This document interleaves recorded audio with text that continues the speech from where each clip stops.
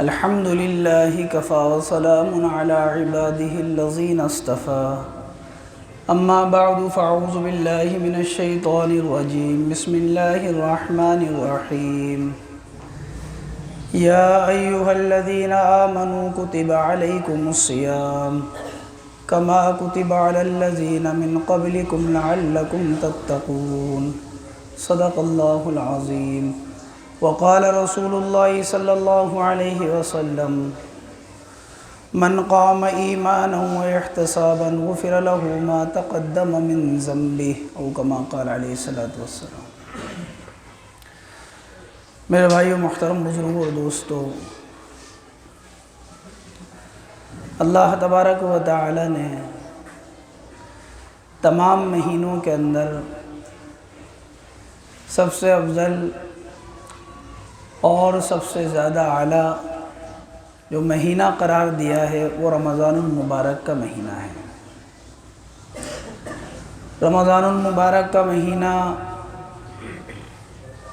وہ بابرکت مہینہ ہے جس کے اندر انسان کی نیکیوں کا بھاؤ بڑھ جاتا ہے۔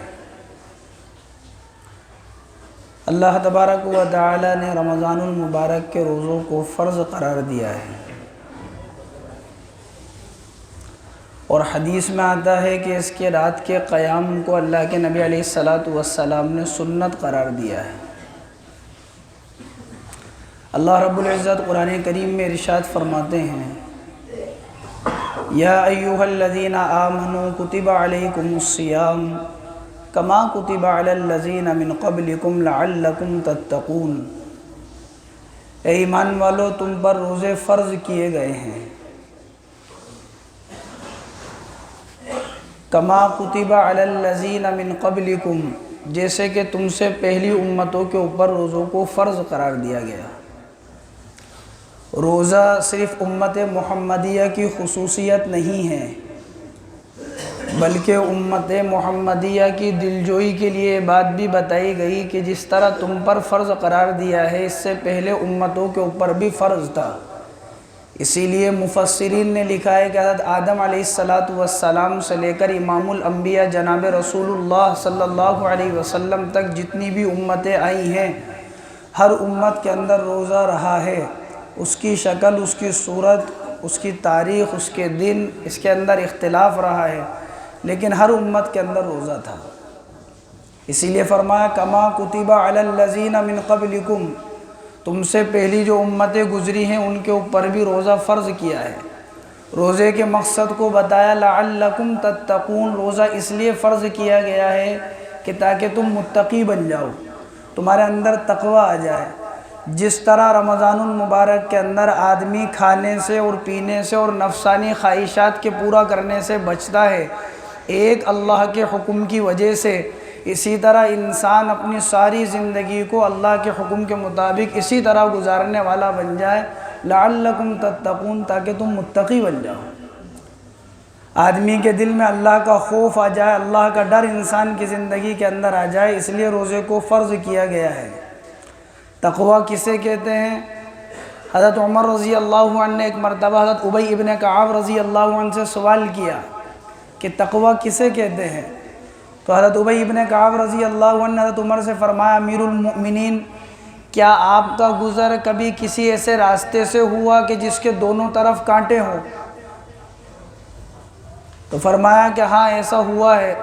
کہا کہ امیر المؤمنین، جب آپ اس راستے سے گزرتے ہیں یا آپ اس راستے سے جب گزرے تو کیسے گزرے؟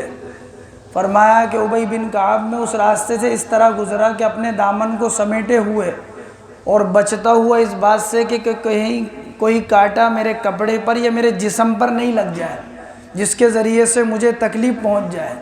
فرمایا کہ بس تقوی بھی اسے ہی کہتے ہیں کہ آدمی اللہ تبارک و تعالیٰ کے حکم کو پورا کرتے ہوئے زندگی اس طرح گزارے کہ زندگی کے اندر بہت سے کانٹے آئیں گے، کہیں خواہشات نفس کا، کہیں بد نظری کا، کہیں شیطان کے ورغلانے کا، کہیں آدمی کا اپنی منچاہی کرنے کا، کہیں محارم کا، ان ساری چیزوں سے بچتا ہوا آدمی زندگی گزار کر چلا جائے۔ اور ایسا نہیں ہے کہ صحابہ نے صرف کہا، بلکہ صحابہ کرام رضوان اللہ تعالی علیہم اجمعین نے اس چیز کو کر کے دکھایا۔ امیر المؤمنین حضرت ابوبکر صدیق رضی اللہ عنہ نے ایک لقمہ کھا لیا شدت بھوک کی وجہ سے۔ آپ کو بعد میں علم ہوا کہ یہ جو غلام جس مال کے ذریعے سے یہ کما کر لے کر آیا تھا، یہ زمانہ جاہلیت کے اندر اسلام سے پہلے لوگوں کو کہانت کی، لوگوں کو غیب کی باتیں بتایا کرتا تھا اپنے علم کے مطابق۔ اس کے بدلے میں لوگوں نے اس کو یہ مال دیا تھا۔ جب حضرت ابوبکر صدیق رضی اللہ عنہ کو پتہ لگا کہ یہ مال ایسے کمایا تھا اس نے، تو آپ نے اپنے حلق کے اندر انگلی ڈالی اور اس لقمے کو نکالا۔ جب نہیں نکلا تو لوگوں نے کہا کہ امیر المؤمنین آپ پانی پی لیں، پانی پی کر اس لقمے کو نکالیں۔ پانی پیا، پھر حلق میں انگلی ڈالی، جب تک کہ وہ لقمہ نہیں نکل گیا کہ سکون نہیں ملا۔ کہ جب لقمہ نکل گیا تو لوگوں نے کہا کہ امیر المؤمنین ایک لقمے کی وجہ سے اتنی مشقت، ایک لقمے کی وجہ سے اتنی تکلیف۔ کہا کہ میں نے جناب رسول اللہ صلی اللہ علیہ وسلم سے سنا ہے کہ جو بدن حرام مال کے ذریعے سے پرورش پاتا ہے اس کے لیے آگ زیادہ بہتر ہے۔ یہ تقوی، کتب علیکم الصیام، تمہارے اوپر روزے فرض کیے گئے کہ کیوں فرض کیے گئے؟ لعلکم تتقون، تاکہ تم متقی بن جاؤ۔ اس لیے اللہ کے نبی علیہ الصلوۃ والسلام سے پوچھا گیا کہ اللہ کے نبی کون سا عمل سب سے زیادہ افضل ہے؟ آپ نے فرمایا کہ روزہ سب سے زیادہ افضل ہے۔ اسی لیے اللہ تبارک و تعالی جنت کے اندر جب لوگوں کو داخلہ نصیب فرمائیں گے تو ایک دروازہ ہے جس کو باب الریان کہا جاتا ہے۔ یہ دروازہ وہ دروازہ ہے جہاں سے صرف روزے دار ہی داخل ہوں گے، ان کے علاوہ کوئی داخل نہیں ہوگا۔ حدیث میں آتا ہے کہ اس دروازے سے روزے دار داخل ہوں گے، اور جب روزے دار داخل ہو چکے ہوں گے تو یہ دروازہ بند کر دیا جائے گا۔ ریان کے معنی آتے ہیں سیراب کرنا۔ آدمی دنیا کے اندر روزہ رکھ کر مشقتوں کو برداشت کرتا ہے تو اللہ تبارک و تعالی جنت میں اس کو حوض کوثر سے، جام کوثر سے سیراب کر دیں گے۔ اس لیے روزے دار کو داخل کیا جائے گا باب الریان سے۔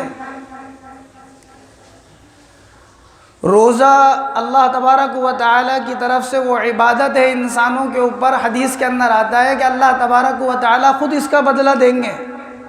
امام غزالی رحمۃ اللہ علیہ فرماتے ہیں کہ جب اللہ بدلہ دیں گے تو بدلے میں زیادہ دیں گے، کم نہیں دیں گے، کیونکہ بدلہ دینے والا رب العالمین ہے، اس لیے بڑا بدلہ دیں گے۔ اور بعض محدثین نے لکھا کہ مطلب یہ ہے کہ روزے کا بدلہ اللہ خود ہے۔ یہ جو روزہ فرض کیا گیا ہے اس امت کے اوپر اور اس سے پہلی امتوں کے اوپر جو روزہ فرض تھا، فرق یہ ہے کہ اس امت کو اللہ تبارک و تعالی نے مخصوص انعامات عطا فرمائے ہیں جو اس سے پہلی امتوں کو نہیں دیے تھے۔ اس امت کے اوپر 5 انعام خصوصی طور پر ہیں جو پہلی امتوں کو نہیں دیے گئے۔ حدیث کے اندر آتا ہے کہ روزے دار کی جو منہ کی بو ہوتی ہے، معدے کے خالی ہونے کی وجہ سے جو بو پیدا ہو جاتی ہے، اللہ تبارک و تعالی اس کے بدلے کے اندر اس کو قیامت کے دن مشک عطا فرمائیں گے۔ حدیث میں تو آتا ہے کہ اللہ کے نزدیک مجھ سے زیادہ پسندیدہ ہے، لیکن محدثین نے اس کا مطلب یہ بیان کیا ہے کہ اللہ تبارک و تعالی قیامت کے دن اس کو مشک عطا فرمائیں گے اس کے بدلے کے اندر۔ اور بعض محدثین نے یہ بیان کیا ہے کہ جب یہ قبر کے اندر سے اٹھے گا یہ انسان تو اللہ تبارک اس کے منہ سے خوشبو آئے گی، مشک کی خوشبو آئے گی۔ اس امت کے لیے خصوصی انعام ہے۔ اور دوسرا انعام اس امت کے لیے ہے کہ روزے دار کے لیے مچھلیاں استغفار کرتی ہیں۔ جب اس امت کے روزے دار کے لیے مچھلیاں سمندر کی تہہ کے اندر استغفار کرتی ہیں تو درندے اور پرندے اور چرندے، آسمان میں اڑنے والے پرندے، وہ سب تو بدرجہ اولا اس کے لیے استغفار کرتے ہیں۔ اور تیسرا انعام یہ ہے کہ اللہ تبارک و تعالی اس کے لیے جنت کو آراستہ فرماتے ہیں، مزین فرماتے ہیں۔ جب روزے دار روزہ رکھتا ہے تو اس امت کے انعاموں میں سے ایک انعام یہ ہے کہ اس کے لیے جنت کو مزین کیا جاتا ہے۔ اور چوتھا انعام یہ ہے کہ اللہ تبارک و تعالی شیاطین کو قید کر دیتے ہیں۔ اسی لیے ہم یہ دیکھتے ہیں کہ کہ رمضان المبارک کے اندر آدمی عمومی طور پر گناہوں سے بچتا ہے، لیکن اگر پھر بھی گناہ ہو جاتا ہے، جب شیاطین قید ہیں تو پھر گناہ کیوں ہو جاتا ہے؟ محدثین نے لکھا کہ سال بھر نفس کے ساتھ شیاطین کا اختلاط رہا، نفس بھی اس کے ساتھ لگا رہا، شیاطین بھی اس کے ساتھ لگے رہے، تو یہ گناہوں سے ایسا متاثر ہو جاتا ہے اور گناہوں سے ایسا خلط ملط ہو جاتا ہے اور گناہوں کے اندر ایسا دل اس کا ملوث ہو جاتا ہے کہ اگرچہ شیاطین قید کر دیے جاتے ہیں لیکن نفس کا تقاضا ہوتا ہے کہ گناہ کر، تو اس نفس کے تقاضے کی وجہ سے گناہ کرنے لگتا ہے۔ یہ چوتھا انعام ہے کہ شیاطین کو قید کر دیا جاتا ہے۔ اور پانچواں انعام اللہ تبارک و تعالیٰ کی طرف سے اس امت کے لیے یہ ہے کہ جب آخری رمضان المبارک ہوتا ہے تو اللہ تبارک و تعالیٰ روزے دار کی مغفرت کر دیتے ہیں۔ صحابہ نے پوچھا، اے اللہ کے رسول، یہ جو شب مغفرت ہے کیا یہ شب قدر ہے؟ یہ شب مغفرت جو ہے کیا یہ شب قدر ہے؟ اللہ کے نبی علیہ السلام نے فرمایا کیونکہ شب قدر کے اندر بھی بڑی فضیلتیں ہیں، اس لیے صحابہ نے پوچھا کہ بھئی مغفرت ہو رہی ہے تو شب قدر کی وجہ سے ہو رہی ہے؟ اللہ کے نبی علیہ السلام نے فرمایا نہیں، بلکہ جب مزدور مزدوری کر لیتا ہے تو اس کو پورا بدلہ دے دیا جاتا ہے۔ اس نے پورے مہینے کے روزے رکھ لیے تو اللہ بدلہ دے رہے ہیں اور بدلے کے اندر اس کی مغفرت کر رہے ہیں اللہ تبارک و تعالی۔ اس لیے روزوں کا اہتمام کرنا ہے، چھوڑنا نہیں ہے بلکہ اس کو رکھنا ہے۔ حدیث کے اندر آتا ہے کہ جو آدمی رمضان المبارک کا بغیر کسی مجبوری کے، بغیر کسی شرعی عذر کے ایک روزہ بھی چھوڑ دے اور اس کے بدلے میں وہ ساری زندگی روزے رکھتا رہے تو وہ جو ثواب رمضان المبارک کے روزے پر ملتا وہ قیامت تک نہیں مل سکتا، اس کو کبھی بھی نہیں مل سکتا وہ ثواب اس کو۔ اگرچہ اس کے بدلے میں ایک روزہ رکھ کر یہ فرض اس کے ذمے سے ساقط ہو جائے گا، لیکن جو ثواب یہاں ملتا رمضان المبارک کے مہینے میں، جو برکات یہاں پر ملتی، جو اجر و انعام یہاں دیا جاتا، کہ وہ اب اس کو کبھی بھی نہیں ملے گا، اگرچہ روزے کی قضا کر کر اس کے ذمے سے روزہ ساقط ہو جائے گا۔ اسی لیے صحابہ میں، صحابیات میں روزوں کا کس قدر اہتمام تھا۔ حضرت حفصہ رضی اللہ تعالی عنہا حضرت عمر رضی اللہ عنہ کی بیٹی ہیں اور اللہ کے نبی علیہ السلام کی بیوی ہیں۔ ایک مرتبہ اللہ کے نبی علیہ السلام نے ان کو ایک طلاق دے دی، آپ علیہ السلام نے ایک طلاق دی۔ حضرت حفصہ رضی اللہ تعالیٰ نے اپنے گھر پہ موجود ہیں، اللہ کے نبی علیہ السلام ان کے پاس آئے تو یہ پردہ کرنے لگی کیونکہ طلاق دے چکے تھے ایک۔ تو اللہ کے نبی علیہ السلام نے فرمایا کہ حفصہ، میرے پاس ابھی جبریل آئے تھے اور وہ یہ پیغام لے کر آئے ہیں کہ اللہ تبارک و تعالیٰ نے مجھے رجوع کرنے کا حکم دیا ہے، یعنی واپس اپنے نکاح میں لینے کا حکم دیا ہے، اور اس کی وجہ یہ بتائی ہے کہ حفصہ بہت زیادہ روزے رکھنے والی ہے اور حفصہ بہت زیادہ راتوں کا قیام کرنے والی ہے، اور اللہ کے نبی حفصہ جنت کے اندر بھی آپ کی بیوی ہوں گی۔ کہ روزہ اس قدر اہتمام، حضور صلی اللہ علیہ وسلم کی زوجہ محترمہ حضرت حفصہ اس قدر اہتمام کہ اللہ تبارک و تعالیٰ جبریل کے ذریعے سے بتا رہے ہیں نبی کو کہ یہ حفصہ بہت زیادہ روزہ رکھنے والی، اس لیے رجوع کر لیں آپ، یہ بہت زیادہ راتوں کو قیام کرنے والی ہیں۔ اسی لیے صحابی رسول حضرت عبداللہ بن عمر بن عاص رضی اللہ عنہ مسلسل روزے رکھتے تھے۔ کسی نے اللہ کے نبی علیہ السلام سے جا کر کہا کہ جی وہ مسلسل روزے رکھتے ہیں۔ اللہ کے نبی علیہ السلام نے ان کو بلوایا، حضرت عبداللہ بن عمر بن عاص کو، اور یوں فرمایا میں نے تیرے بارے میں یہ بات سنی ہے کہ تم مسلسل روزے رکھتے ہو، تمہارے اوپر تمہاری آنکھ کا حق ہے، تمہارے اوپر تمہارے جسم کا حق ہے، تمہارے اوپر تمہاری بیوی کا حق ہے، تم 10 دن کے اندر ایک دن کا روزہ رکھ لیا کرو، 9 دن کے روزوں کا بدلہ اللہ تمہیں دے دیں گے۔ تو یہ کہنے لگے اللہ کے نبی میں تو اس سے زیادہ طاقت رکھتا ہوں۔ اللہ کے نبی علیہ السلام نے فرمایا کہ پھر تمہارے لیے بہتر ہے کہ تم وہ روزہ رکھو جو داؤد علیہ السلام رکھا کرتے تھے کہ ایک دن روزہ رکھو اور ایک دن افطار کرو۔ تو پھر یہ ایسا ہی کرنے لگ گئے۔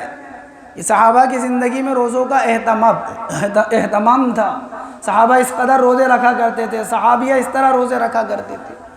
رمضان المبارک کے اندر جس طرح روزوں کا اہتمام کرنا ہے اسی طرح تراویح کا اہتمام کرنا ہے۔